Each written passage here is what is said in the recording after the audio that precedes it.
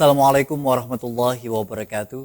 Alhamdulillahirabbil alamin wassalatu wassalamu ala asyrafil anbiya wal mursalin sayyidina wa maulana Muhammadin wa ala alihi wa sahbihi ajmain. Amma ba'd. Terima kasih bagi para pemirsa yang sudah setia dengan program Majelis Sore, Majelis Kita Semua.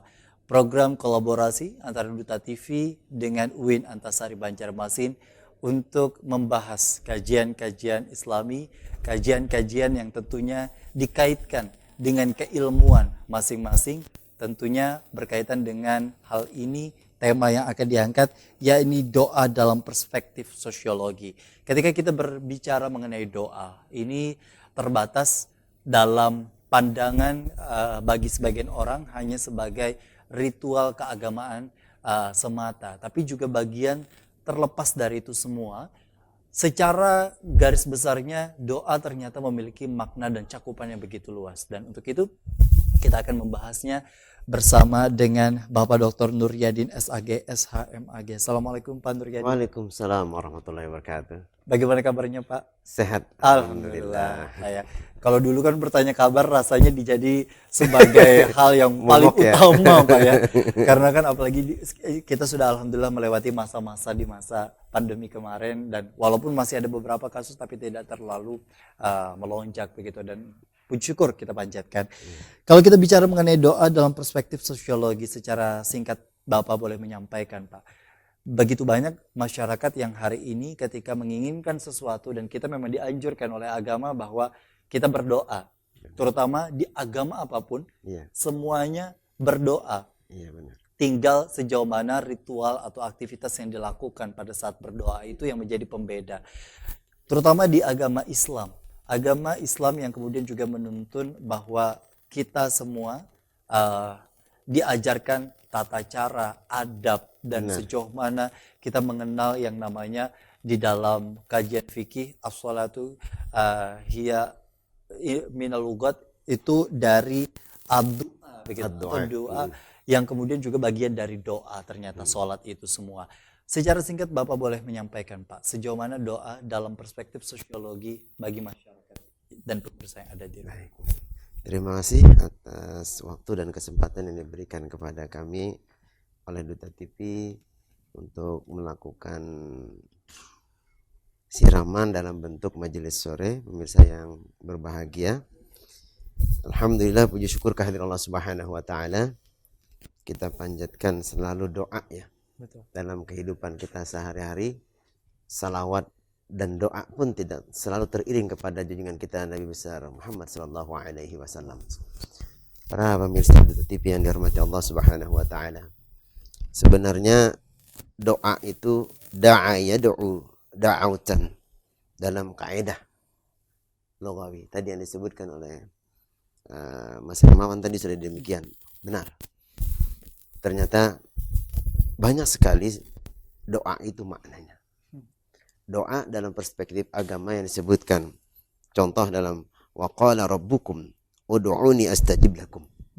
Kita disuruh berdoa. Berdoalah kepada Allah, yakinlah sebenarnya segala doa itu akan diistijabah oleh Allah Subhanahu wa taala. Persoalan yang muncul dalam kehidupan kita adalah seolah-olah doa itu dalam perspektif kita sebagai orang muslim. Kita mengaku muslim, tapi kita jarang mengatakan segala sesuatu itu sebenarnya dari Allah Subhanahu wa taala. Kenapa demikian? Karena kita butuh doa sangat pada saat kita butuh. Tapi sebenarnya doa itu penting bagi kita dalam satu kehidupan. Segala kebaikan dalam kehidupan kita, baik itu hubungannya kita manusia dengan Allah, kita sebagai seorang hamba, juga manusia dengan manusia. Karena boleh jadi kenapa kita disuruh berdoa berjamaah? Boleh jadi di antara 41 atau 40 orang yang berdoa itu satu yang dikabulkan oleh Allah Subhanahu wa taala. Maka kita dianjurkan untuk mengaminkan. Boleh jadi doa itu bukan hanya dikabulkan oleh Allah atau diaminkan oleh malaikat pada si anak atau orang yang di bawah umur. Tapi boleh jadi doa itu dikabulkan orang yang mendengar doa kita. Dan dia mengaminkan apa yang kita inginkan. Pemirsa TV, Duta TV yang dihormati Allah Subhanahu wa taala. Jadi secara sosiologi, doa itu pada dasarnya adalah segala kebaikan yang jatuh pada diri seseorang. Yang doa itu bukan hanya pengharapan dalam segi ritual kita pemaknaan, tapi sebenarnya doa itu adalah bentuk kasih dan sayang kita kepada yang kita anggap baik segala sesuatu. Jadi segala perbuatan kita baik itu sebenarnya doa. Ketika kita melakukan, kita bangun tidur, maka selalu dikaitkan dengan doa. Kita mau ke dalam WC, kita berdoa. Dan itu dianjurkan oleh Rasulullah SAW.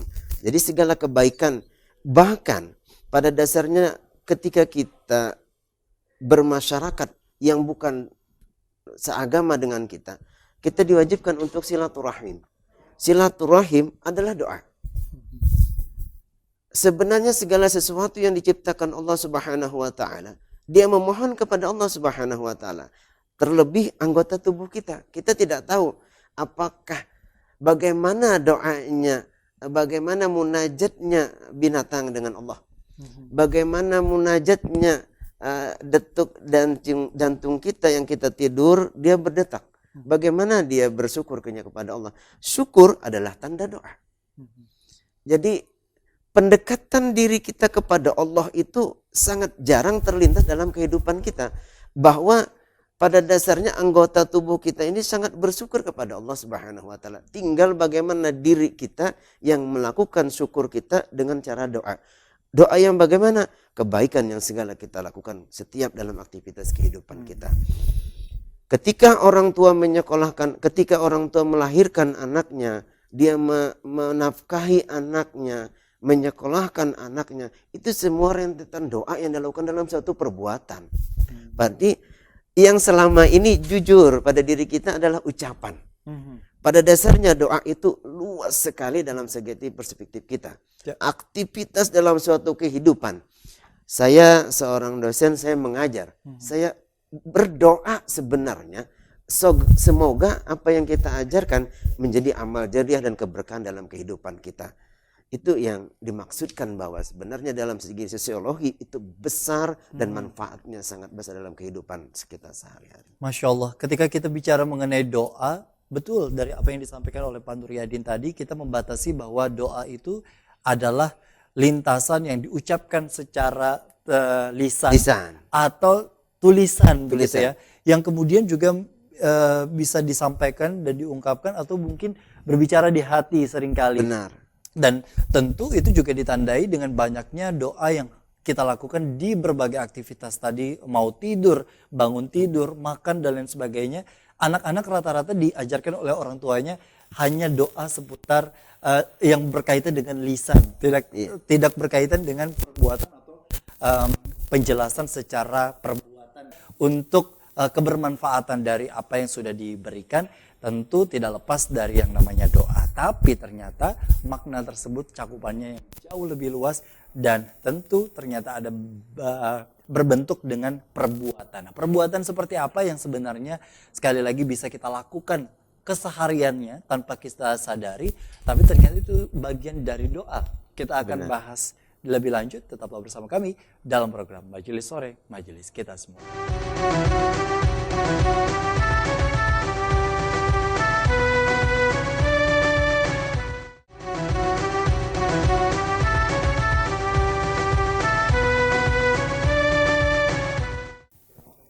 Terima kasih Anda masih bersama kami dalam program Majelis Sore, Majelis Kita Semua. Berbicara mengenai doa, tentu seperti biasa, pada umumnya anak-anak akan diajarkan dengan yang namanya hafalan-hafalan doa. Doa-doa pendek ini dirasa menjadi edukasi yang seringkali dilafalkan oleh anak-anak dengan keterbatasannya sampai pada tahapan fasih untuk bisa menyebutkan dan diamalkan dengan harapan yang kemudian juga diajarkan oleh orang tua. Tapi pada kenyataannya seringkali kita juga terlupa dengan yang namanya doa-doa tersebut sehingga diminimalisir dengan ucapan Bismillahirrahmanirrahim pun juga tampaknya ini dijadikan sebagai doa seringkali, Pak. Nah, tapi ternyata tadi Bapak sampaikan bahwa perbuatan, sikap ataupun juga hal yang dilakukan secara rutin dan itu masih dalam kegiatan yang bisa dikategorikan baik, ternyata itu juga bagian dari Doa. doa. Nah, doa itu sendiri Pak, kalau kita berkaitan dengan sehari-hari, aktivitas sehari-hari, apa saja yang sebenarnya masuk dalam kategori doa yang sebenarnya belum kita sadari bahwa ternyata itu juga bagian dari doa. Apakah benar memang tidur juga bagian dari doa, kemudian bekerja itu juga bagian dari doa, makan dan lain sebagainya dengan niatan dan tujuan misalnya untuk memudahkan ketika bekerja atau kemudian juga beribadah kepada Allah, itu juga bagian dari rentetan doa sebelum kita melafalkan, atau seperti apa? Ya, benar. Manusia ini kan diciptakan Allah Subhanahu wa taala. Kita sebagai seorang hamba berarti kita wajib menyembah kepada Allah Subhanahu wa taala. Sebagai seorang hamba, maka kedudukan kita sebagai seorang hamba, bagaimana kita rasa syukur kepada yang menciptakan, yaitu Allah Subhanahu wa taala. Terlupakan oleh kita hanya mengatakan bahwa doa yang diajarkan kepada anak kita itu adalah ingin melakukan suatu perbuatan. Ketika dalam segala suatu perbuatan, ketika perbuatan itu kita tidak bisa lakukan, maka tidak bisa kita lakukan. Ketika kita mengatakan kita tidak bisa melakukan dengan contoh, ketika seorang suatu perbuatan kejahatan, maka ada porsinya, yaitu misalnya TNI, Polri, dia bisa melakukan dengan perbuatan untuk bagaimana kejahatan itu tidak terjadi. Tapi bagi kita tidak bisa karena bukan ranah kita. Tapi ketika itu bisa dilakukan dengan lisan, boleh jadi itu adalah orang-orang yang mempunyai kapasitas kewenangan dia bagaimana secara lisan. Yaitu ketika seorang hakim menentukan putusan dalam suatu kepada yang terdakwa, dia bisa lisan dengan ucapannya. Jaksa dia bisa melakukan dengan tuntutannya. Tapi bagaimana kalau kita? Kita adalah sebagai orang manusia biasa, tidak bisa secara perbuatan, tidak bisa secara lisan, maka jihad yang terpenting adalah dengan doa, yaitu dengan hati kita. Para pemirsa Duta TV yang dihormati Allah Subhanahu wa taala. Kita pada dasarnya punya amanah. Apa yang diciptakan Allah dalam kehidupan ini, dia diberikan amanah. Terlebih manusia adalah pemegang amanah, dia bisa naik dari hamba, dia bisa naik sebagai seorang khalifah. Berarti dia bisa mengatur untuk dirinya sendiri dan dia bisa mengatur untuk orang lain. Selemah-lemahnya iman adalah bagaimana kita bisa mengontrol kita sebagai seorang hamba yang semoga kita naik kepada ranah ketakwaan kepada Allah Subhanahu wa taala. Bagi kita seorang muslim. Apa yang kita lakukan? Tangan saya yakin saya juga banyak berbuat dosa. Boleh jadi dosa saya itu ada di dalam hati. Yang tidak saya lakukan, tapi saya berniat yang jelek. Belum sampai ke arah mulut saya, ketika mulut ini bisa menyakitkan hati orang. Kita tidak sadar. Boleh jadi tangan saya juga banyak berbuat dosa. Tapi pada dasarnya bagaimana kita mensyukuri anggota tubuh kita ini sehingga menjadikan suatu kebaikan.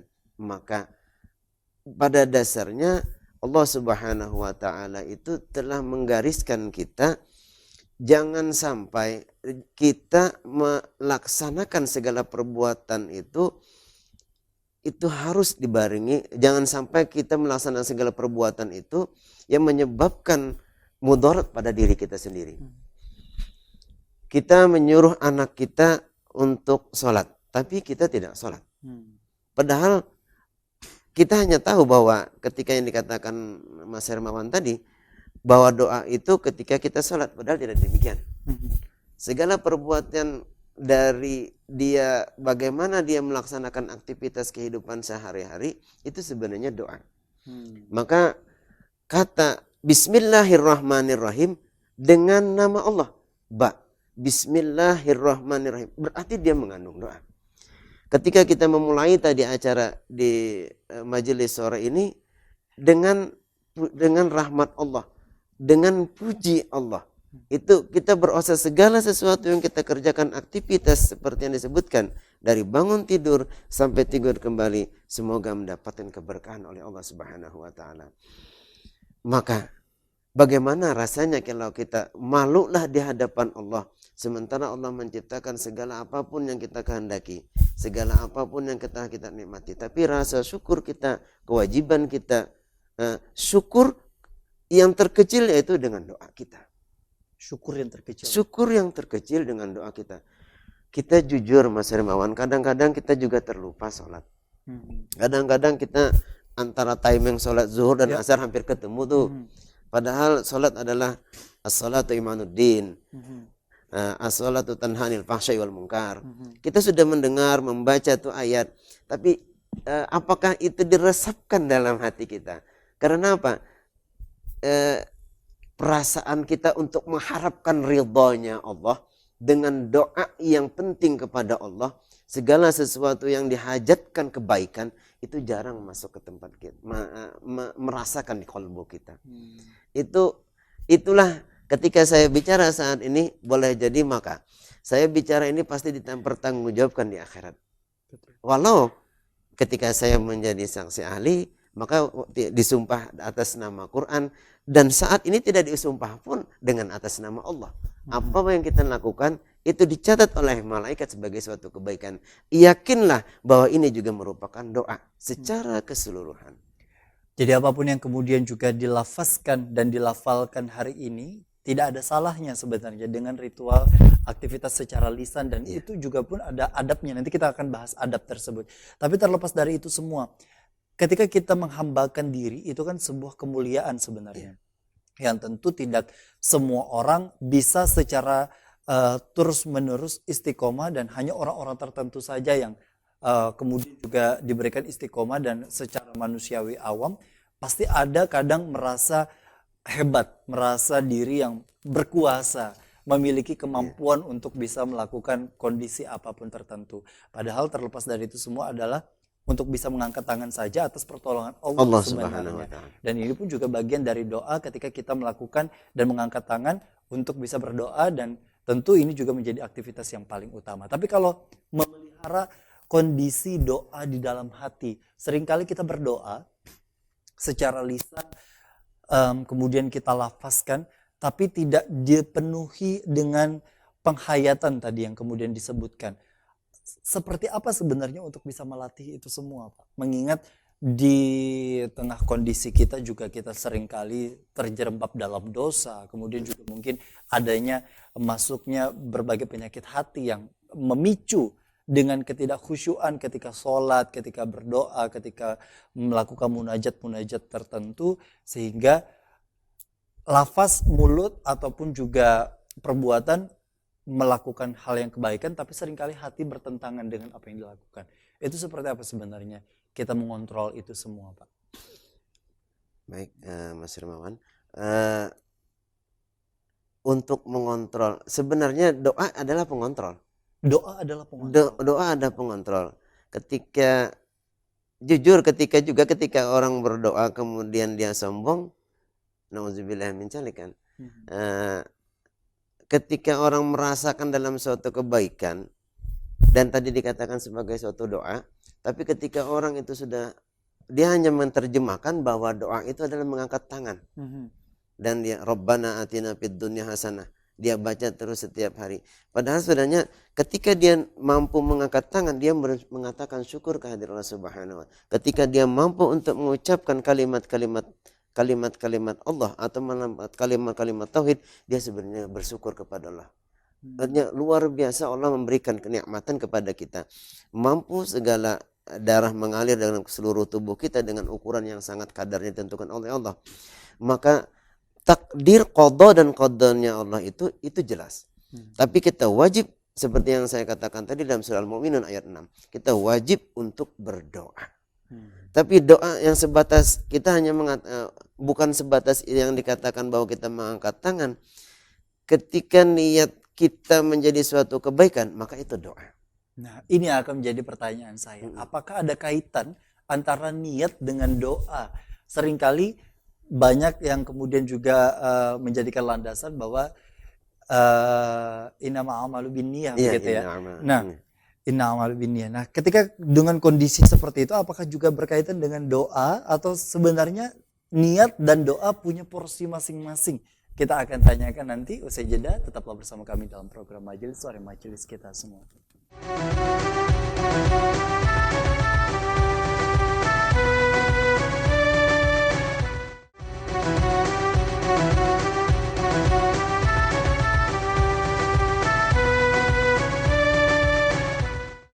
Terima kasih Anda masih bersama kami dalam program Majelis Sore Majelis kita semua. Berbicara mengenai niat dan doa. Apakah ini ada kaitannya yang menjadi pertanyaan tadi sebelum komplek?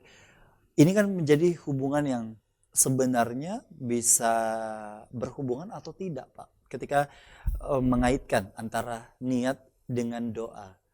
Ketika kita memulai pekerjaan, misalnya kita niatkan untuk ibadah. Nah, apakah itu juga bagian dari doa atau seperti apa? Ya, seperti yang disebutkan tadi, nama amal biniat. Segala sesuatu itu dimulai dengan niat. Niat itu pada dasarnya ketika orang jujur, sebenarnya segala sesuatu itu memang dimulai dengan pada kebutuhan secara zahir. Tapi kebutuhan secara batiniah, masa sebenarnya orang memang segala niat kita ingin, contoh saya tadi ke sini ke studio, maka ada niat. Sebenarnya kita yakinlah Allah itu sudah menentukan takdirnya, qadanya Allah, takdirnya Allah dengan bentuk apa yang kita lakukan, dengan kebaikan apa yang kita lakukan. Jadi antara niat dengan doa seharusnya memang sejalan. Seharusnya sejalan. Kenyataan yang terjadi memang kita selalu memohon kepada Allah Subhanahu wa taala. Makanya ada doa, kita jangan sampai tidak meminta petunjuk hidayah dari Allah Subhanahu wa taala. Kenapa demikian? Karena boleh jadi kita merasa apa yang kita lakukan kebaikan itu dari kita.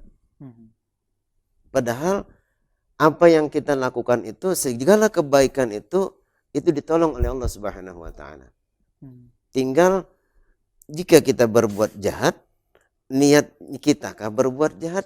Benar, itu memang niat kita. Karena manusia itu pada dasarnya adalah mempunyai niat jahat yang dari manusia itu sendiri. Didorong karena nafsu dan iya, karena memang manusia punya nafsu. Nafsu. Dengan nafsu yang jahat tadi, maka terjadilah. Tapi sebenarnya pasti akan ada manusia, sejelek-jelek manusia itu pasti baik. Pasti ada niat baik, dan pasti ada kekuatan yang baik pada manusia yang diciptakan Allah secara fitrah. Tidak mungkin manusia yang sejahat-jahat manusia itu tidak punya fitrah. Tidak mungkin. Penyesalan itu belakangan. Setelah dilakukan suatu perbuatan.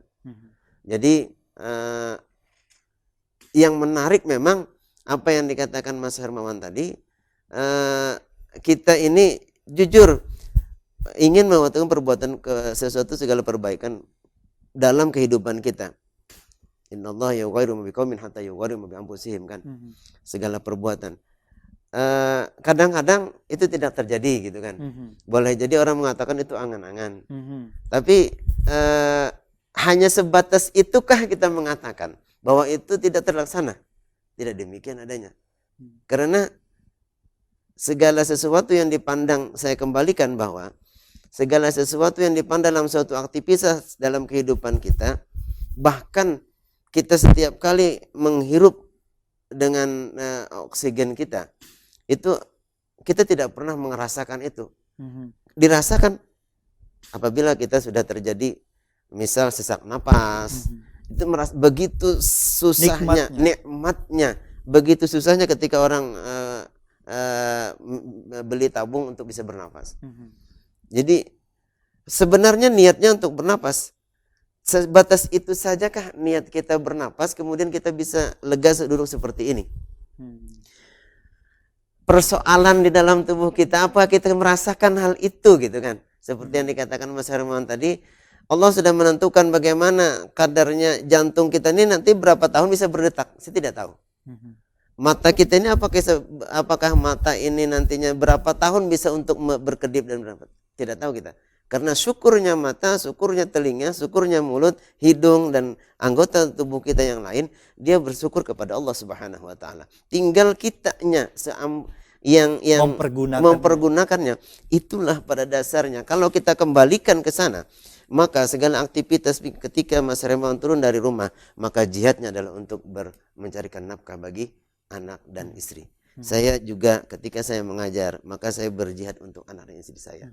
Jadi ketika saya tidur, saya memberikan hak pada mata saya, hak pada anggota tubuh saya untuk istirahat pada malam hari.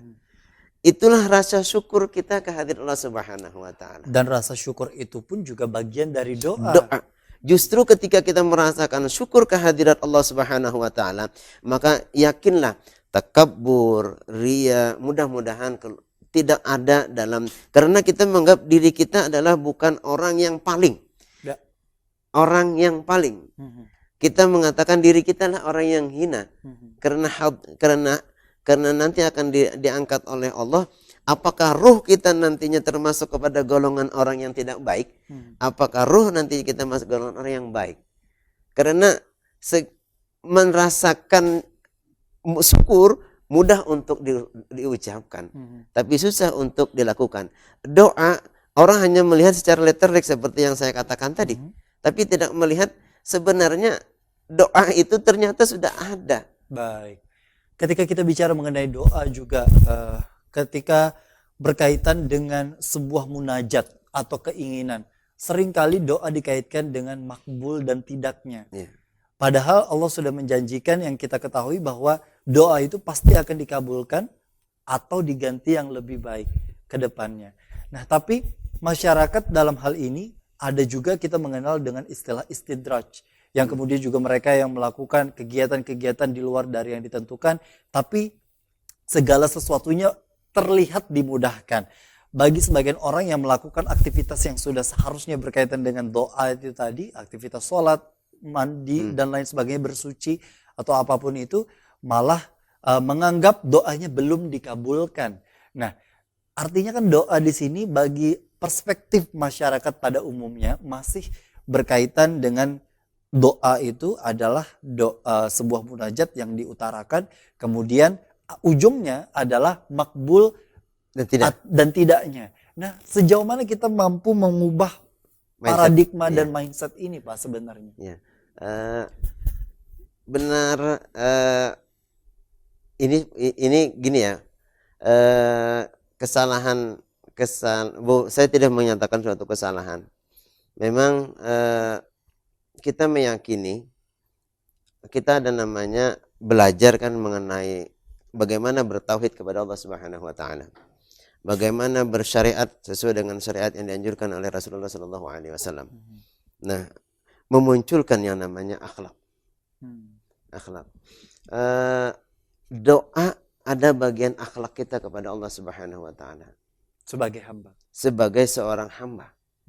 Jadi kalau dikatakan oleh Mas Hermawan tadi, pemirsa TV, Duta TV yang berbahagia, kalau kita mengatakan lawas nyapang ulun ini berdoa kok ada kabul-kabul, begitu hinanya kita di hadapan Allah Subhanahu wa taala.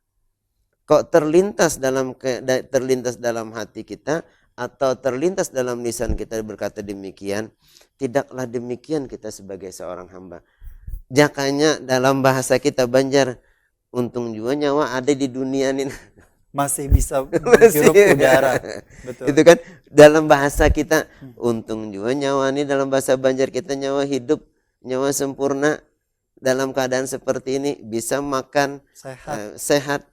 Tidak sedikit orang punya mata tapi tidak bisa melihat. Betul. Tidak sedikit orang yang punya tangan tapi bisa menggunakan.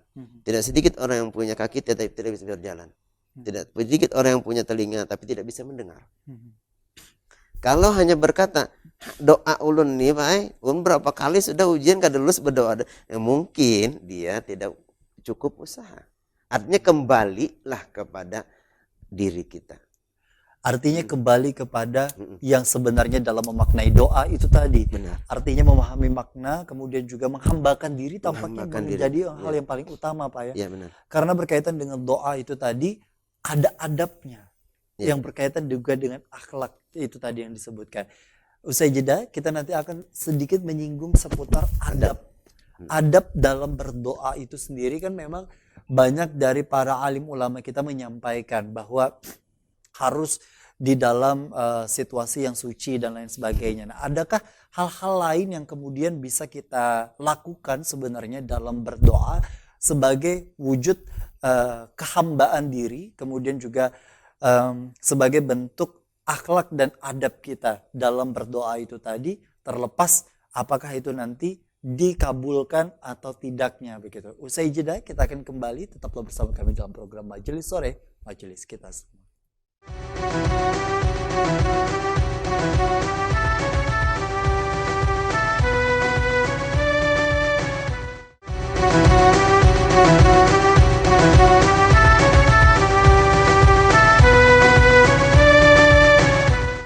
Terima kasih Anda masih bersama kami dalam program Majelis Sore, Majelis Kita Semua. Kita berbicara mengenai doa, adab yang tentu menjadi hal yang paling mendasar di dalam sebuah kehidupan. Tidak hanya bicara mengenai doa, adab makan kemudian kita diatur. Adab di dalam hidup, adab bersuci dan lain sebagainya pun, adab bahkan kita sebagai murid kepada guru itu pun juga diatur. Dan kemudian juga disampaikan seringkali, dan ini yang menjadi keutamaan bagi orang Banjar. Banyak sekali para alim ulama menyampaikan akan hal tersebut, sejauh mana adab-adab para murid kepada tuan guru, kemudian juga adab makan dan lain sebagainya, dan bahkan mungkin ilmu tersebut terus disampaikan dalam hal ini. Ketika kita bicara mengenai adab, Pak, terutama di dalam berdoa, adakah hal-hal yang secara spesifik yang harus kita perhatikan untuk bisa berdoa? Sebenarnya ada banyak sekali adab yang diatur dalam doa. Apakah dari segi tempatnya, apakah dari segi ketika di mana kita, apakah doa yang kita kabulkan? Maksudnya adab kita berdoa tidak mungkin kita seperti mengancam kepada Allah Subhanahu wa taala. Tempat kita berdoa juga tidak mungkin kita di sembarang tempat. Kemudian pada saat ini secara doa kita secara zahir yang kita lakukan dan untuk baik bermunajat kepada Allah Subhanahu wa taala. Dan tentu apa yang dikatakan Mas Ilman tadi, kita harus suci dari hadas besar dan hadas kecil berdoa. Dan di antara para ulama menyelipkan, bahkan dalam hadis Rasulullah SAW kita disuruh untuk bersalawat, bersalawat sebelum berdoa dan menutup di akhir doa. Dan ada lagi di antaranya itu dalam setiap doa itu kita selipkan doa kita kepada orang tua dengan menyelipkan panjang doa semisal yang kita baca. Ternyata kita tidak menyelipkan doa kita kepada orang tua kita, maka itu akan lambat dikabulkan oleh Allah Subhanahu wa taala. Nah, begitu banyaknya adab yang mengatur tentang doa. Sebenarnya adalah mengatur adab kita untuk takarrub kepada Allah. Begitu banyaknya kita mengatakan, bahkan di antara tuan guru atau muallim itu kadang-kadang sambil minta guru ulun doakanlah, muallim doakanlah, sebenarnya sama-sama menginginkan kita minta doakan lawan Sidin, Sidin pun meminta doa dengan kita. Begitu adabnya orang yang berilmu. Apalagi kita ini tidak berilmu. Artinya boleh jadi beliau menjaga bagaimana hati dan lisan itu tidak sombong, tidak ria, dan tidak merasa angkuh di hadapan, di permukaan bumi, karena segala sesuatu itu dengan ketakarubkan, dengan doa tadi. Takarub itu doa dengan takarub atau memohon kepada Allah, mendekatkan diri kepada Allah, maka diaminkanlah oleh malaikat doa kita. Kita tidak tahu hal itu. Jadi pada dasarnya bermunajat itu memang ada tempatnya.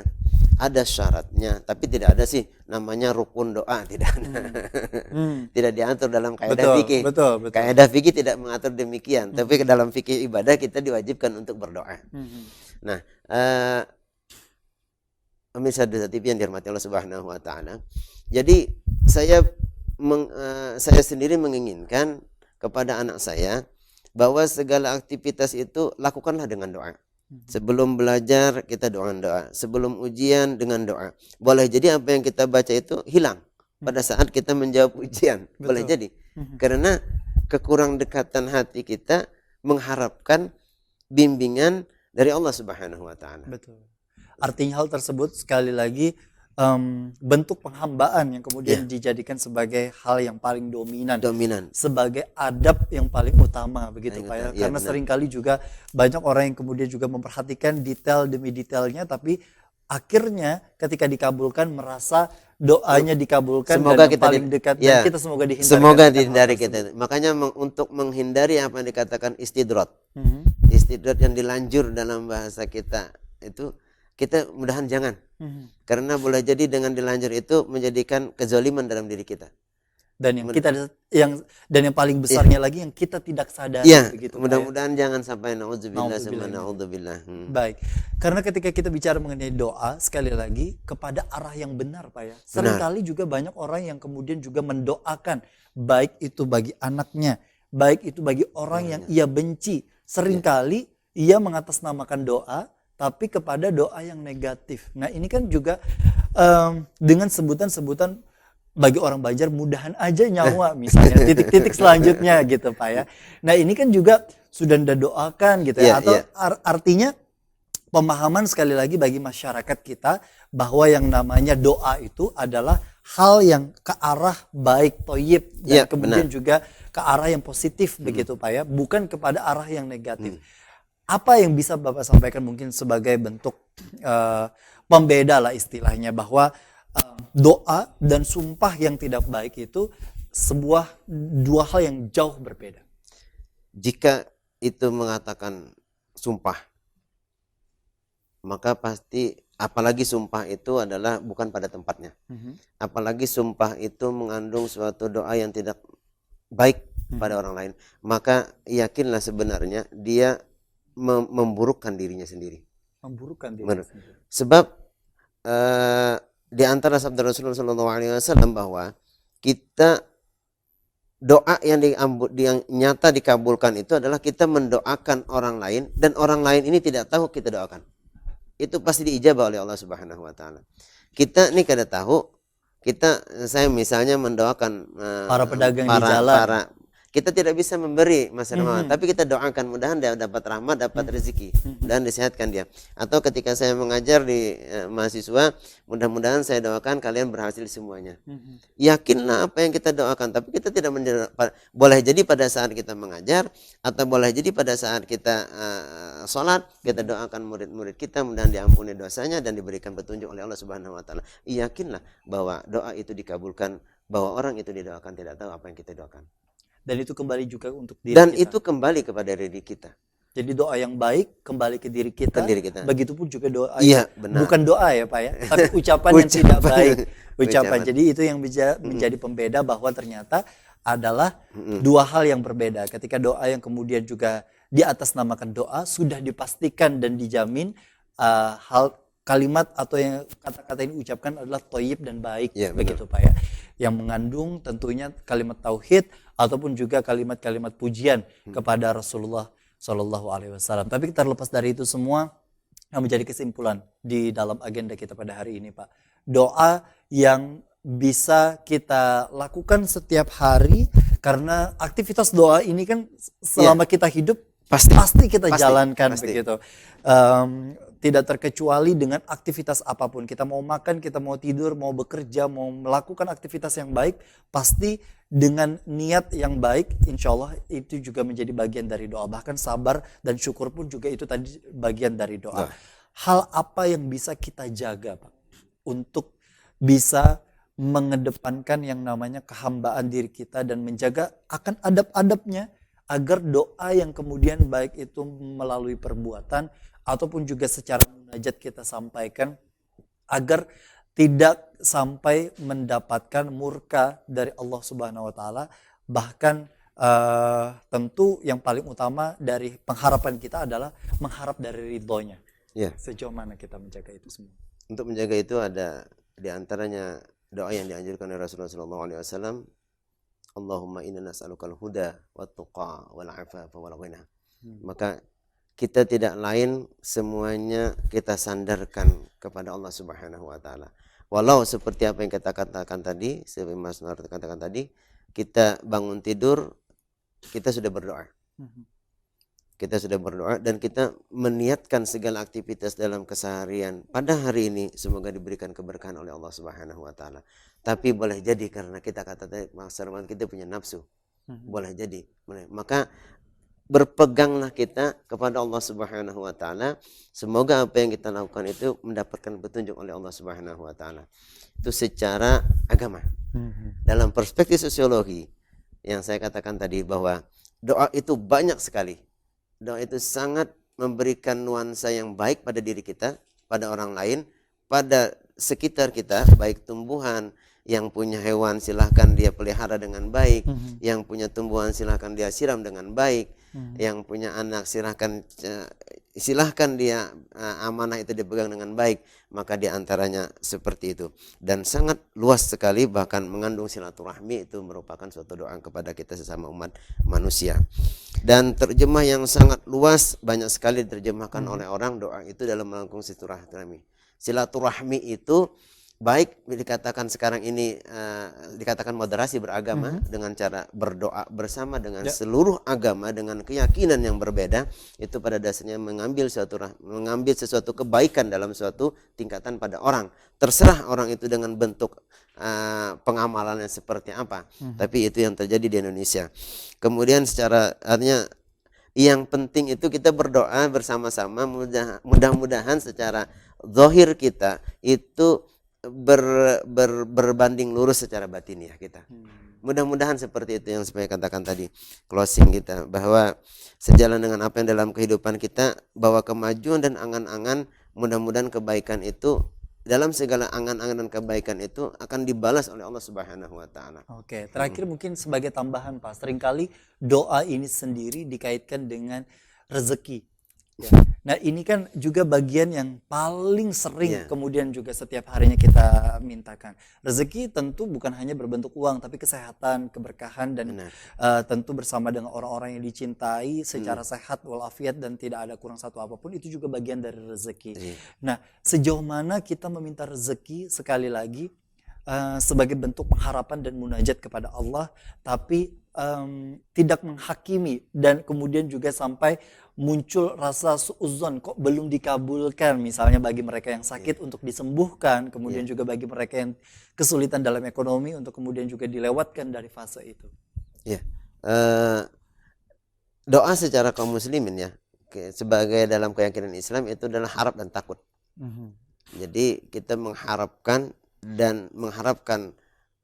ridhonya dan mengharapkan Allah melimpahkan rezeki dalam bentuk apapun. Jadi khauf dan roja itu diutamakan tadi. Itu dalam hadis kan, khauf dan roja.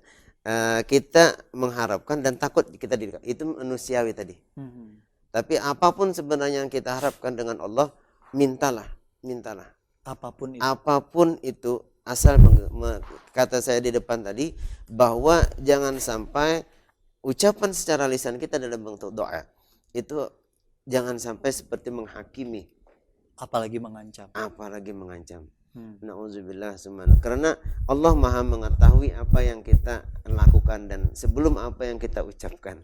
Allah Maha bijaksana dan Allah Maha tahu akan segala kebutuhan dan keinginan yang kita diperlukan, dan karena sudah ditentukan qada dan qadarnya Allah. Baik, Masya Allah, Alhamdulillah, banyak sekali ilmu yang kemudian juga sudah kita dapatkan hari ini, karena tentu bagian yang paling utama dari segala aktivitas kita adalah doa. Tidak ada salahnya memang berdoa di dalam keseharian kita, bahkan itu pun juga selalu kita latih secara rutin begitu Pak ya, dengan berbagai aktivitas tersebut. Tapi jangan lupa juga bahwa aktivitas doa itu tidak hanya dibatasi dan dipersempit dengan ucapan saja, tapi juga dengan perbuatan, tingkah laku pun itu juga bagian dari doa. Dan bahkan rasa syukur kita atas pertolongan Allah untuk masih bisa bernafas, masih bisa hidup, masih bisa melakukan aktivitas apapun, itu juga bagian dari doa yang kita panjatkan sehari-harinya. Dan tentu menjadi PR bagi kita juga sebagai umat muslim Pak ya, bahwa berdoa jangan hanya untuk keperluan di dunia saja, tapi tentu di akhirat kelak insya Allah kita mendapatkan tempat yang terbaik dan insya Allah mendapatkan syafaat dari Rasulullah SAW. Terima kasih Pak Nuryadin yang tentunya juga sudah.